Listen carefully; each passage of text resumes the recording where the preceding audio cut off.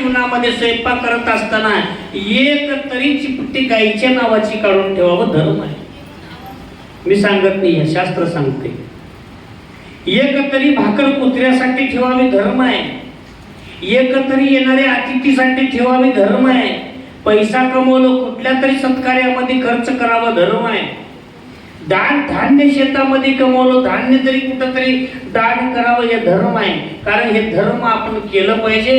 हे जर नाही जीवनामध्ये केलं तर असलं भूत व्हावं लागतं आणि मंदिराच्या भोवताली फिरावं लागतं. वाचा शेवटी अंधकाळ आला, सकळ झाली शोभवंती गोळा, हात देऊनी कपाळा रडती खळखळा. सगळे शेवटचा काळ आला की मग काय होतं तेव्हा एकच काम आहे, डोसक्याला हात लावून डोसकं बनवून रडायचंच काम आहे.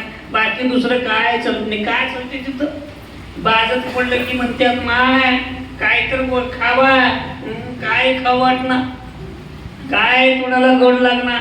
आणि राजेपर्यंत पोटाला कधी खाल्ले नाही, उपाशी मरून पैसे ठेवली संचित बटव्यात उतरंडीत. काय हे सगळे या ठिकाणी आबा कर्माची फळं भोगावं लागते.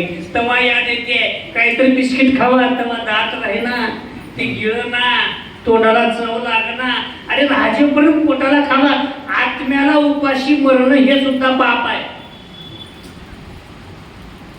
काही लोक एवढं उपाशी मरतील पण पैसे खर्च करून खायणार. लोकांचं जाऊ दे, हानी बाहेर फिरतो. पुण्या गावामध्ये सगळ्याच गावामध्ये या ठिकाणी व्यवस्था जेवायची होईल असं नाही, पण उपाशी गावाला जातील पण हॉटेलमध्ये रुपया खर्च करून खायणार. पण लोकांना आपण चहा पाजवणार. ही पुण्यकर्मात भोगतील, कारण हे सगळं पापाचं लक्षण आहे. कळलं का? मग शेवटी काय, शेवटी दुःखच आहे. दुःखाचा डोंगर आहे या ठिकाणी. म्हणून जोपर्यंत हातपाय चालतात ना, पुण्य करा, दान धर्म करा, सत्कर्म करा.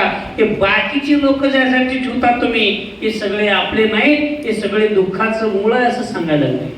मनती छत्र गेले आमुचे, कोण रक्षण करिले कुटुंबाचे. बघा शेवटी नाही कोणी कोणाचे, सर्व विजयांचे सर्व एवढे दिवस